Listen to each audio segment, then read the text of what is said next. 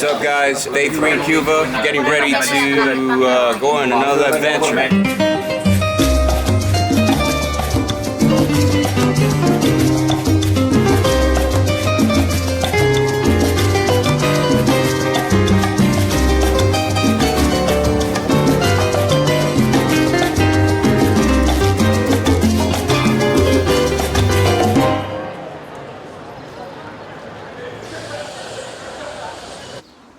After we did a lot of street photography around central Havana, we went to a tattoo parlor. Oveck got a tattoo, and also during that time I had the opportunity to interview a local designer. She basically runs a small design company with her partner, and hearing their struggles as Cuban designers was really interesting. How many people does it take to kind of run this operation in the store? You can't just go and say, I'm hiring, because people here are more oriented to establish careers like maybe lawyers, doctors, teachers. It's very hard to find people that wants to be in the labor, in the field, making all kinds of activities that are not so established. So we have 24 people. I'm very used to highlighting creatives in the States, and so it's so epic to get that perspective from people who live in Cuba. Azucena, te amo o muero en el intento, nena, déjame que riegue el pistilo de tu flor. Sé madre de mis hijos, abuela de mi nieto, nena, déjame que riegue el pistilo de tu flor. After looking at all the books and the samples from different tattoo artists, I noticed one guy, and it caught my attention the way his work was. I wanted something symbolic that reminded me of Cuba, so he said to me, I have the perfect solution for you.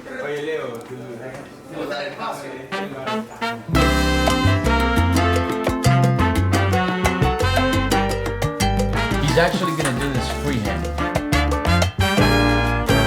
Yo empecé a tatuar en el 95. Cuando empecé a tatuar, tatuaba a mano, sin máquina. Fíjate que este es el único espacio que hay en toda Cuba de tatuaje. O sea, hay muchos tatuadores privados que trabajan en sus casas, ahí que lo tienen condicionado, pero ellos en realidad no tienen el recurso de verdad como se debe hacer un tatuaje, porque no tienen los suplementos. Es muy difícil, hay que traerlo todo porque en Cuba no hay nada. Lo que hacemos nosotros es que tenemos la suerte que viajamos y compramos material. Cuando yo empecé a tatuar aquí había menos recursos todavía. O sea, ahora en Cuba no hay recursos para tatuar. Tatuar en Cuba es un lujo. Leo is the tattoo shop owner and the artist himself. I was fortunate enough to get tattooed by him because he's not only one of the first to be tattooing here in Cuba, but he owns the only shop that is like an art gallery. En el 1998 aquí no había ninguna institución que cuidara a los tatuadores, ni un gremio, no había nada. Entonces nosotros hicimos un proyecto y se lo presentamos a la HS, a la Asociación Hermanos Saiz, que es una organización que se dedica a recoger nuevos talentos. El tatuaje es un limbo legal, no es legal ni ilegal, o sea, es alegal. No tenemos ninguna ley que nos ampare y no tenemos incluso ninguna institución médica de salud que verifique que estemos haciendo las cosas bien. Entonces, el objetivo de este espacio es ese, enseñar a los nuevos tatuadores a cómo son las reglas de esterilización y darle un poco de nuestra experiencia, porque yo como trabajo en las convenciones afuera, tengo mucho contacto con artistas. No voy a hacer más nalga, rico changui. Ahora jeringuilla, rico changui. ¿Por qué de ser nalga, rico changui? Si soy jeringuilla, rico changui. Voy a hincarte un glúteo, rico changui. Con una jeringa, rico changui. A preparar nalga, rico changui. Que voy jeringuilla, rico changui. Cuando llegue este mundo con el pan bajo el brazo. Everyone here is so welcoming. And if you show any little bit of curiosity, they'll reward you with incredible hospitality.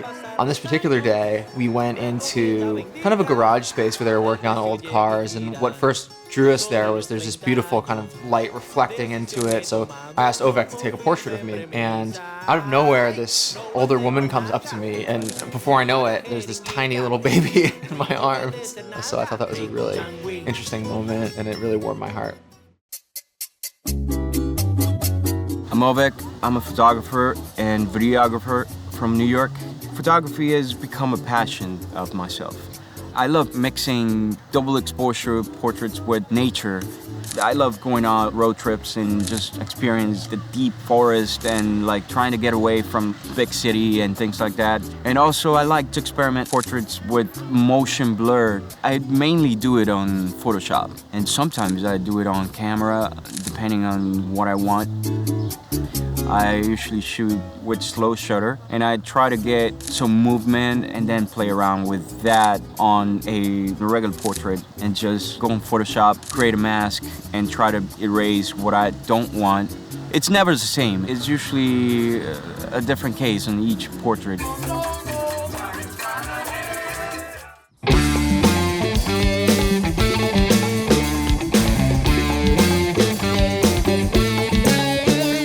I pretty much changed my whole life because of photography. I started to do a lot of self-learning, finding books, finding videos. That's how I discovered Creative Life, which changed my life in an amazing way. But then, here we always have some kind of struggle. I had a friend, he told me, okay, just join me and you can be a tour guide and a driver. So I fell in love with the job. I discovered that I really love my city. I love Havana.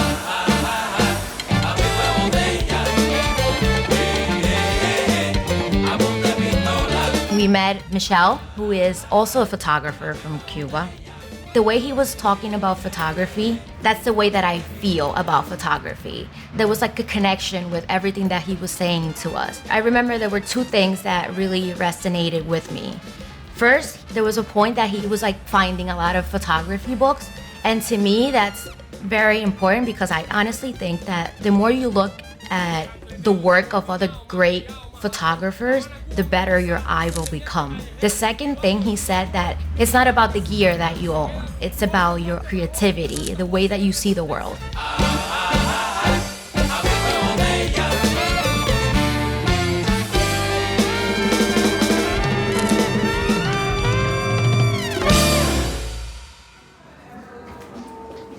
We went to that rooftop that was off of Malecon. It was about like 100 flights of stairs. My calves were still burning. It was the sickest view of Malecon right during sunset, perfect time. And we just got that natural hospitality that every Cuban family has. The lady that was living there, I think she lived there for over 50 years or 30 years or something crazy like that. And then she walks up all those stairs at least 2-3 times a week. And I was complaining over doing it for like 20 minutes. There was like some of these little things that you really appreciate from people like that, especially if they share the hospitality with you. I'm just stoked to be here. I mean, I feel like I say that every day, but it just really is really dope. Don't watch Netflix all day. These moments are key in your life. And you gotta ask yourself, what are you gonna remember most? The time you stayed home or the time you went out and explored the world? It's always better when you travel with friends. TTLCUBA! On the next episode of Through the Lens Cuba. I was insanely impressed by all of the things from what the children made to the adults, and it was really cool. One of my favorite parts of the day is that some students from the local school came down, and Sony actually set some cameras aside for us to donate to their program.